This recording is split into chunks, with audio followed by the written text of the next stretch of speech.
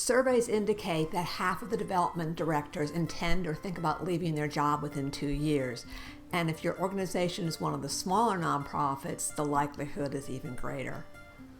Another statistic to make you concerned about development staff turnover is the rate of turnover remains at less than 18 months.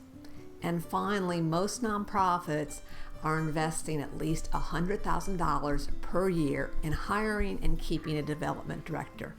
Even if your nonprofit is not able to pay that kind of salary, or doesn't, it's likely with the overhead cost and the loss of revenue, it's costing you that much. So what are the 3 reasons that development directors face so much turnover and that nonprofits experience this kind of problem when the relationships that you want a development person to form should be lasting? When I pioneered the development hiring process for my clients, we created an approach that changes the way development people are hired and makes it an organizational-wide responsibility so that the results are community-wide and enabled throughout your organization. That approach has 3 components. First component, organizational readiness. Everyone has a role in fundraising. If a friend visited your organization and ran into a volunteer, a staff member, and a board member in separate rooms and said, "So what's your role in fundraising?" would they have an answer? If your organization has those answers, and people can answer those, you're ready to hire a development staff person. The second piece of being ready, organizational readiness, is that you have a list of prospective donors, ideally 5 or 6 people for every working day for about 6 months, so that the development person has some people to go work with right away and has some early success.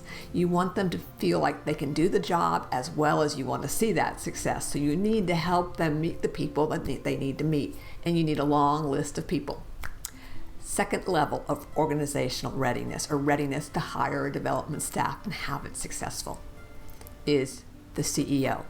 The CEO controls the board, at least in the sense of helping them to develop expectations of how they will help, as well as expectations of the time and the process that will be involved in raising funds, so that it's not going to happen next week probably. So you as the CEO are in control of helping that board, your board, to understand and set good expectations around everything about how fundraising is going to work in your nonprofit. The second piece of that is, as the CEO, executive director, you need to understand what success looks like when donations aren't in the door yet. Getting the donation is the end result of a relationship, not the front end. So you need to know what it looks like when success is bubbling, but the dollars haven't caught up yet. And the third piece, which is usually where people go when development relationships fail, is the development person themselves needs to have, of course, some skills in fundraising. They also need some skills internally helping to manage how fundraising is carried out throughout the whole organization. They are the organizers of fundraising for you. And so they have to have skills to say, to say to the CEO, the board's pushing here, can you help them back off?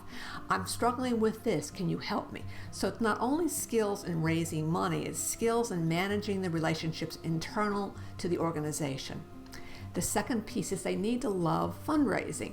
That's the most difficult of all the criteria of finding a successful fundraising. Does this person really, really like to have a long coffee with the donor who wants to go on and on and on to help them achieve their dream? Or are they really saying, get me out of here, get me out of here? Because the person who really wants to help birth that dream is who you want as a development director. So preparing for a successful development director is 3 things. 2 you control, and the 3rd you hire well. You can do it.